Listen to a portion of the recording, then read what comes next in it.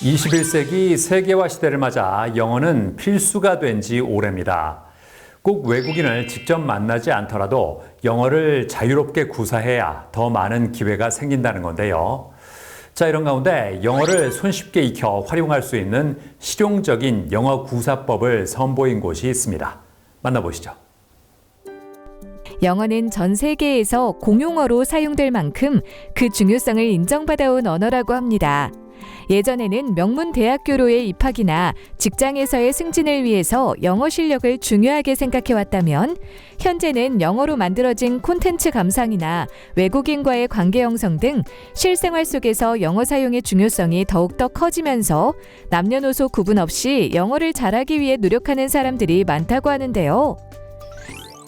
이러한 가운데 누구나 영어를 손쉽게 익혀서 활용할 수 있는 특별한 영어 습득 방법을 개발하며 이 방법으로 다양한 영어권 명작 원서를 편집, 출간한 곳이 있다고 해 찾아가 보았습니다.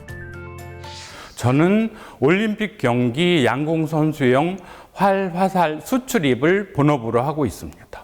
해외 비즈니스를 진행하면서 영어 비원어민이 손쉽게 익혀 활용할 수 있는 영어 구사법 아이디어를 얻어 보급하고 있습니다. 전국에는 일반 서적 독서를 위한 도서관이 많지만 영어권 명작 원서를 전문으로 한 도서관은 찾기 어렵다고 합니다.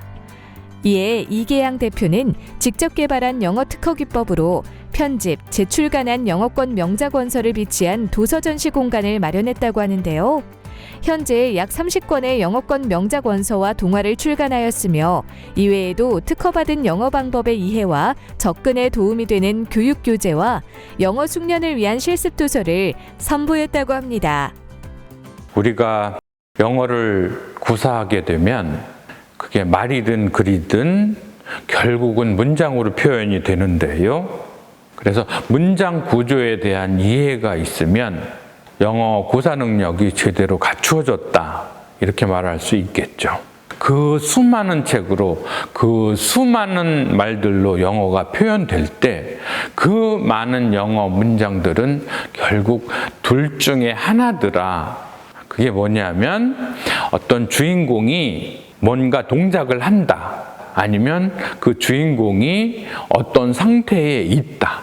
이렇게 영어 문장은 말이든 글이든 문장으로 표현된 그 수많은 말들이, 글들이 결국은 주인공의 동작 아니면 주인공의 상태, 이렇게 둘 중에 하나로 나누어진다. 좀 놀랍지 않나요? 영어 문장들이 이렇게 두 가지 카테고리로 나누어진다는 발견을 했을 때 저는 놀라웠습니다. 이 세상에서 벌어지고 있는 현상들이 결국 어떤 주인공의 동작이거나 어떤 주인공의 상태, 둘 중에 하나라는 게 너무 확 대별이 돼버리니까 일도양단이 딱 돼서 주인공의 이건 동작, 이건 주인공의 상태, 이렇게 갈라진다는 게 너무나 놀라웠습니다. 그러면 그렇게 동작과 상태로 갈라지는 분기점이 뭐냐? 그게 뭘까요? 여기 저울이 있는데요. 저울과 영어 문장 구조는 굉장히 유사한 패턴을 보입니다. 영어 문장도 이런 식인데요. 일단 영어 문장이라면 주어가 반드시 있습니다. 영어 문장이라면 무조건 주어와 동사가 있다.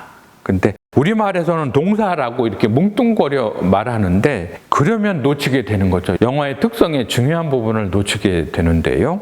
정확하게는 이 동사 자리에 오는 게 결국은 일반 동사 아니면 비동사 계열, 이렇게 둘로 나누어지잖아요. 그래서 이 주어 다음에 일반 동사가 오면 주인공의 동작으로 가는 거고요. 동사가 일반 동사가 아니고 비동사, 저는 그걸 상태를 나타내는 말, 그래서 상사라고 이제 호칭을 하는데요. 상태를 나타내는 말은 주어가 오고 상사, 비계열의 상사가 오고 그 뒤에는 보어가 와서 보어가 내용을 담죠.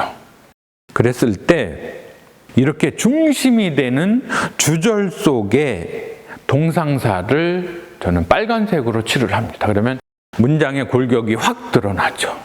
근데 영어가 일반적으로 어려워지는 거는 이렇게 단문 구조, 주어, 동상사, 목적어, 보어, 이 구조이면 누구라도 영어 쉽게 할 텐데 어려워지는 건 이 주절 속에 다른 성분들이 더 들어가게 됩니다. 그 중에 대표적인 것이 종속절인데요. 주절이라는 중심 문장 속에 주어나 목적어 보어 자리에 이러한 종속절들이 막 오게 되고요. 아니면 주어 목적어 보어가 아니라 해도 그 주어 목적어 보어를 수식하는 형용사 절로 써도 막 또 따라 붙습니다. 거기다가 그것과 또 상관없이 부사절로서 이 종속절들이 막 또 들어와 앉습니다. 이러면 그냥 문장이 막 복잡해지죠. 어떤 때는 주절 속에 종속절들이 막 17개 이렇게 들어가는 것도 봅니다. 그리고 또 영어가 더 어려워지는 건 이렇게 주절 속에 종속절들이 들어갈 뿐만 아니라 주어, 동상사, 목적어 보어 이거는 문장 구조 아니면 절 구조라고 할 수 있잖아요. 근데 여기서 주어가 생략이 되고 동상사와 그를 따르는 목적어 보어 이렇게 간편화된 구우 표현들도 등장을 합니다. 대표적인 것이 부정사구, 동명사구, 분사구, 그 다음에 분사구문. 이러한 친구들만으로도 주어 목적어 보어 자리에 오거나 아니면 주어 목적어 보어로 온 친구들을 형용사로 수식을 하거나 부정사도 그렇고 분사도 그렇고 그렇죠. 아니면 얘네도 독자적으로 부정사나 분사구문은 부사로서 또 문장 속을 막 헤집고 다닙니다. 그래서 영어가 어려워집니다. 그럴 때 이 골치 아픈 친구들을 분류를 해서 이름표를 달아준 게 그거죠. 주절 내의 동상사, 넌 빨간색. 종속절로 뛰어다니는 애들은 종속절 속에 있는 동상사를 초록색. 그 다음에 부정사, 동명사, 분사에 변신동사 구. 얘들은 파란색으로. 문장 내에서 이렇게 표현을 해주는 거, 이렇게 채색을 하는 거죠. 그러면 사실 막 이렇게 독해나 뭐 영어 강사분들이 막 세모, 네모, 동그라미, 뭐 화살표, 뭐 막 빗금, 사선 이런 거 쳐서 복잡하게 영어 문장을 설명하는데 그렇게 안 해도 되고요. 또 그렇게 출판을 할 수 없잖아요. 그렇게 난삽하게 출판을 할 수는 없잖아요. 그런데 이거는 이제 제가 영어 성경을 출판을 한 건데요.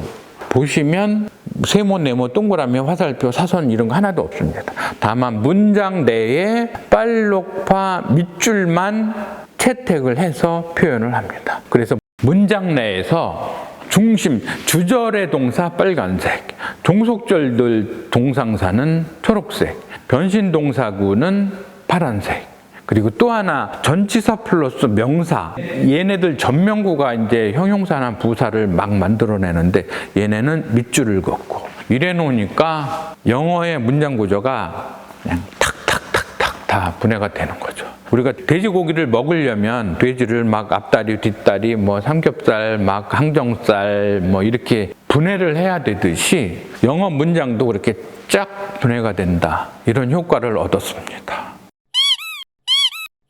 영어 성경처럼 이렇게 엄청난 방대한 양도 빨록파 밑줄 영어로 다 분해를 하니까 예외 같은 게 없이 명쾌하게 다 적용이 되고 효용이나 효과나 그런 게 엄청나고 부작용이나 적용이 안 되거나 무리가 있는 거 이런 게 하나도 없는 거예요.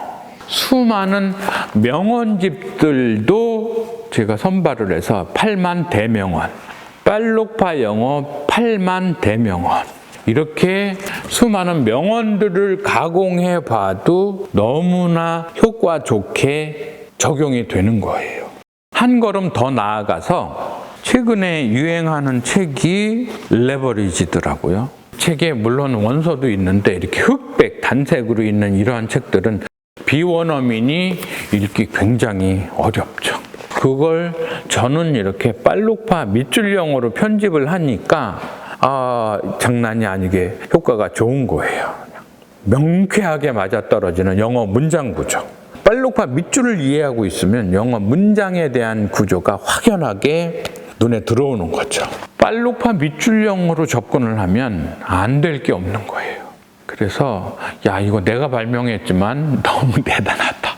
그래서 특허까지 신청을 했잖아요. 나왔고요. 특허 나왔고요. 그래서 일단은 영어권의 명작 원서들을 빨록파 밑줄 영어로 가공을 한 수많은 책들을 이렇게 도서관 형식으로 해서 갤러리 형식으로 해서 전시를 하고 있고요. 한국 경제 어렵고 청년 실업도 심각한데 이렇게 영어권 명작 원서들 도서관을 독서 클럽 형태로 운영하고 싶은 분들이 있다면 그분들께 이 교재를 제공하면 사업을 하는데 굉장히 도움이 되겠다.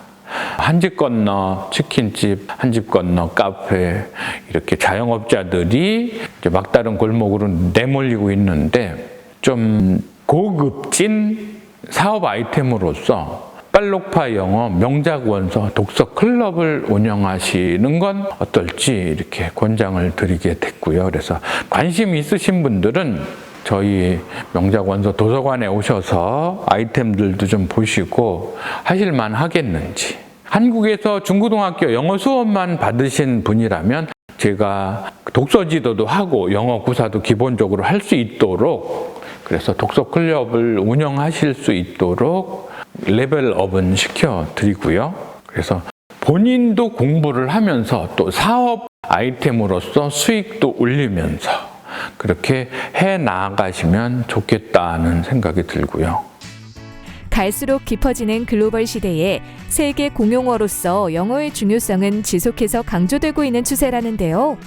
다양한 영어 습득 방법 중에서도 영어 문장을 쉽게 이해할 수 있도록 도와주는 특허받은 영어 방법을 주목해보면 어떨까요?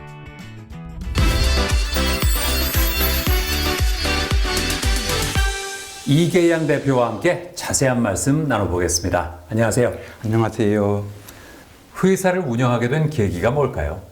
사실 우리나라에서 중고등학교 영어 수업만 잘 받았으면 영어 구사는 바로 가능합니다. 그런데 구슬을 낄 줄 몰라서 목걸이를 못 만들듯이 그 요령이 좀 부족한 것 같습니다. 저는 오랜 시간 궁리도 하고 몰입도 하고 하면서 이 부분을 돌파할 수 있는 요령을 찾아냈습니다.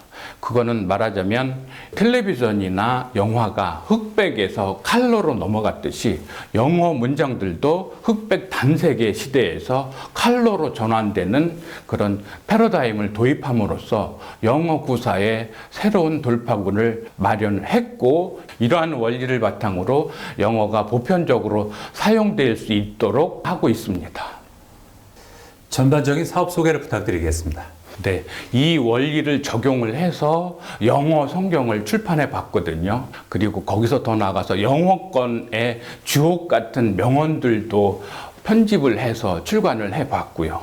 또 명작 원서들도 한 30여 종 출간을 해 봤는데 앞으로는 영어 독서 클럽도 좀 대중화해서 영어가 우리나라에서 상용화되고 대중화되고 더 나아가서는 영어가 외국어가 아니라 제2 한국어가 될 수 있도록 공용화의 기틀도 마련해 보고 싶습니다.